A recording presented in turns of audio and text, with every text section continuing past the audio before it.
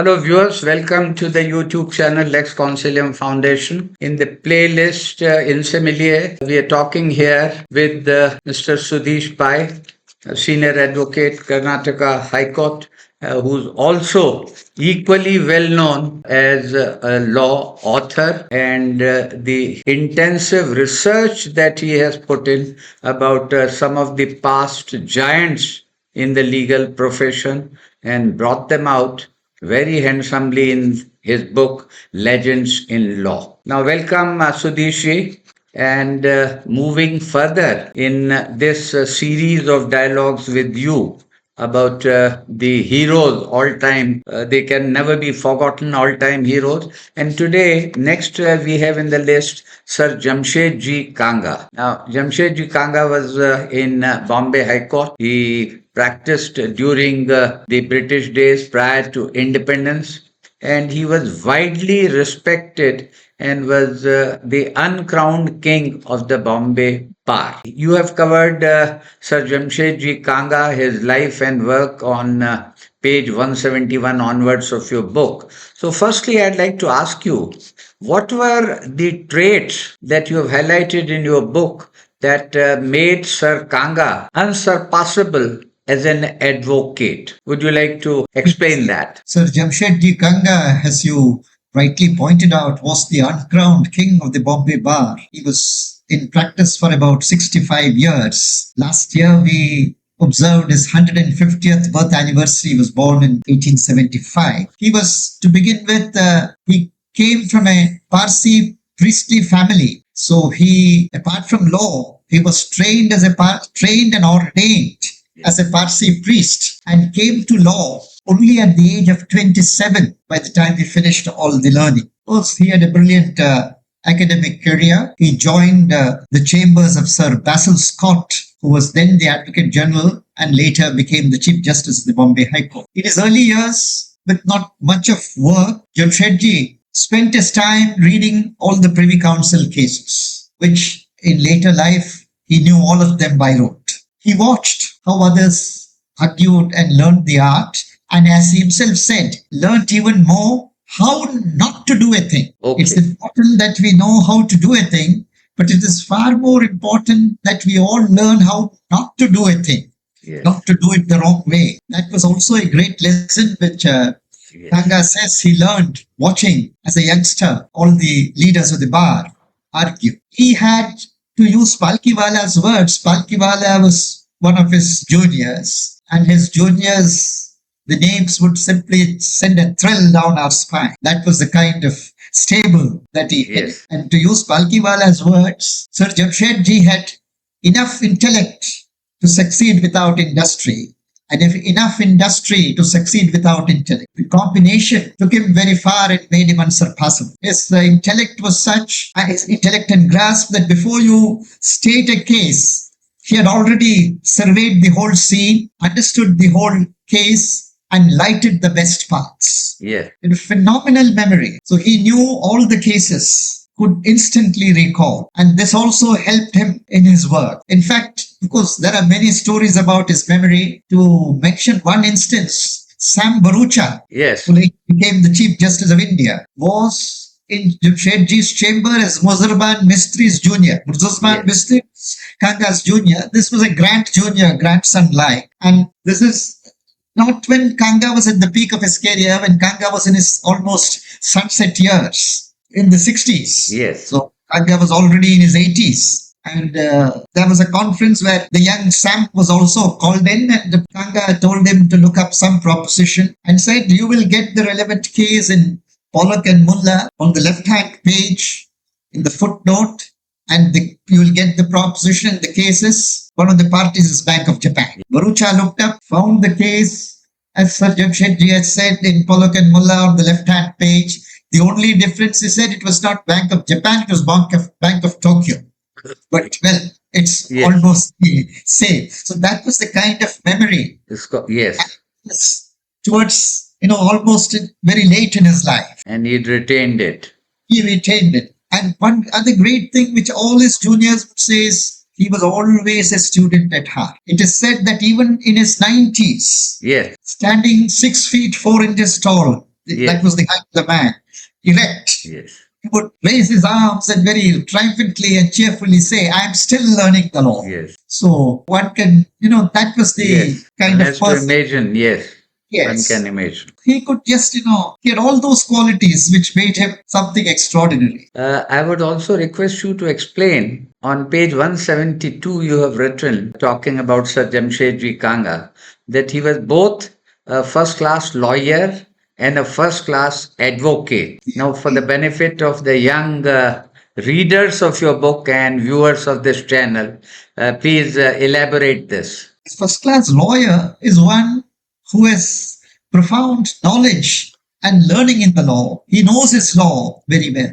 A first class advocate is one who can convey it, articulate it, and put it across. Not everyone is both. Some are very good lawyers, some are very good advocates, some combine both. Yes. Sir Jamshedji had both. One person, digressing for a moment, Chief Justice Chagla would tell us that his own senior, Jinnah, Muhammad Ali Jinnah, Yes. was a very, very poor lawyer. Very poor life. And A brilliant advocate. yes. He put across very well. But his knowledge of the law was absolutely shallow. With Sir Jamshedji, his knowledge of the law was absolutely top class. They say law was the element of his life. He was so devoted to it. He had great respect for it. He venerated the law. And he could convey it, put it across to the court with absolute clarity, simplicity, persuasiveness. When you heard him, you could not but accept what he was advocating. Now, to be a great lawyer and also a great advocate, what would your advice to the youngsters would be? It would involve what all sort of preparation? Knowledge, of course. To be a great lawyer, of course, you have to learn, Study. have to Yes. study, and that is never-ending thing. As he said, even in his 90s, when he said, "I am still learning the law." When you mention this, I'm tempted to say something else. The great American judge Cardoso, so venerated, he said,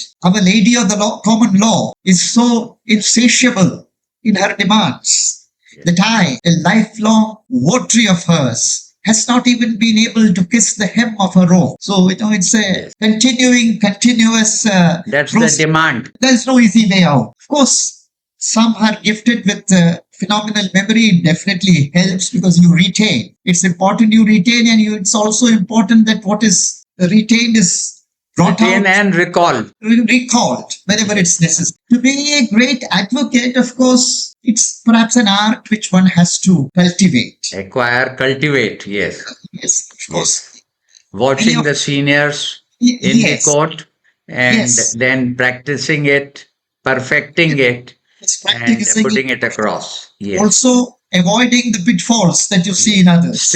Courtcraft. Yes. Not to do. Yes. It's equally Courtcraft. important. Yeah. The other aspect that I would ask you is you have spoken about his fairness and simplicity. Now, I would request you to just expand this. That what did you mean when you talked about his fairness, his sense of fairness and simplicity? Simplicity, of course, to just touch upon that first. Simplicity, he was absolutely simple as a person. He was, his position at the bar was so distinguished and venerable. He had no airs about him. He had no Pretensions. no pretenses. He was absolutely gentle. In fact, you could say that he completely answered Cardinal Newman's definition of a gentleman. And he was an advocate general and judge, or rather he was judge for a short while. And he stepped down from judgeship and became advocate general, an office which he occupied for about 13 years. And the greatness of,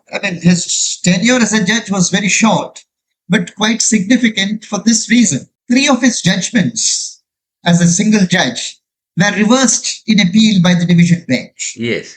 They were restored by the Privy Council, Privy. stating that Jamshedji Kanga had laid down the correct law. Okay. So that brings out his greatness. And his simplicity was such that there is an instance, I don't think I have mentioned it in the book. President Rajendra Prasad, when he was on a visit to Bombay, he was staying in the Raj Bhavan. Jamshedji's residence also was at Malkeshwar, Malabar Yes. Hill. The Raj Bhavan is also Yes. close by. And it seems Rajendra Prasad just drove in unannounced, President of India, to meet this great lawyer. And Rajendra Prasad himself, as we all know, was a very great lawyer. Yes. Now, of course, we know him more as a public figure. And Sir Jamshedji was just relaxing on his couch in his Parsi home attire so when the president came unannounced. Yes. And of course, he said, no, I am not the president come to see you. I am Rajendra Prasad, come to see a great lawyer. Okay. And this is what Rajan Babu said, it seems. And both of them were absolutely simple. Jamshedji in the same attire received him and they had a chat. Okay. Talking of his fairness, as I said, law was the element of his life. He venerated the law. And the great thing is, he would never misstate. Of course, facts also, he was completely thorough. They say the whole night he would be cogitating, thinking of the case, fighting in his own mind. But next day, when the argument came in court, it was very simple, very logical, almost invariably irresistible. Straightforward. Yes. Yes. And fairness is, as I said, he would never tell the court a wrong proposition. He would always correctly state the law. And he would even he would cite cases that were against him so that it's brought to the court's notice as officer of the court and then distinguish it. That's the greatness. That's the greatness. And that's what his grand junior Soli also did as a young boy of 35. Yes. We'll talk about in its turn. Now, yes, And, please continue. he would tell the judges if they wanted to decide against him. Of course, it's not then always that you win, but he would tell them on what ground they was told against him. Because he would say whether I win or lose, that's secondary. But the court must lay down the correct law. Even if you're holding in my favor or against me, this should be the ground because the reasoning must not be faulty. So that was the kind of fairness. Jamshedji You have had. already mentioned about Nani Palkhiwala. You spoke about Sam Bharucha. Yes. My next question is, it is believed that is Sir Kanga's chamber was a great nursery and training ground for the lawyers. Yes, What would yes. you say in this regard? Oh my, you had some of the roll of honor Yes. constituted Kanga's chamber. The first Chief Justice of India, Sir Harilal Kania, was a chamber junior of Kanga. And it seems Kanga would say, oh, he was a good boy. He read all my briefs. This is how Kanga would refer to the So first Chief starting Justice. from there, and Yes. the list is endless.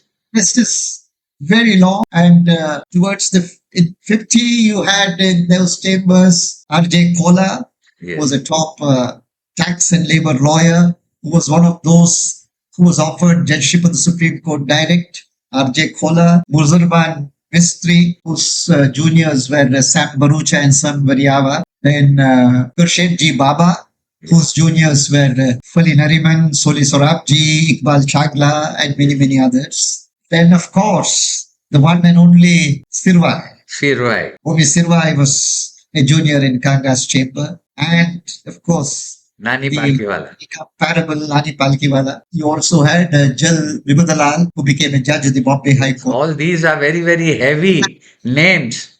Yes, Who would themselves be long remembered. will be wrong remembered. And all of them were from the Yes. chamber of Sir Jamshedji. So one can imagine what kind of a chamber it was. It was chamber number 1 in the Bombay High Court. He had a long career, a long life. He lived to be 94. He passed away in March 1969. The important thing which I wanted to mention is when he died, the High Court was closed as a mark of respect. You know, when lawyers die, courts are not closed. But when Sir Jamshedji Kanga passed away on 23rd March 1969, the following day, the court was closed. As a And mark of respect. as a mark of respect. And judges and lawyers joined the funeral from his home in Walkeshwar to the Parsi Tower of Silence. The only earlier occasion when this happened was in 1923 when the great Inverarity died and the Bombay High Court was closed. So this is something again very unique about Sir Jamshedji. So this greatness and yes. the love and admiration that he enjoyed in Yes. the law. Sorry, I missed mentioning Yes. that. Yeah. Yes, certainly. Thank you very much. And this conversation will continue. Do stay with us.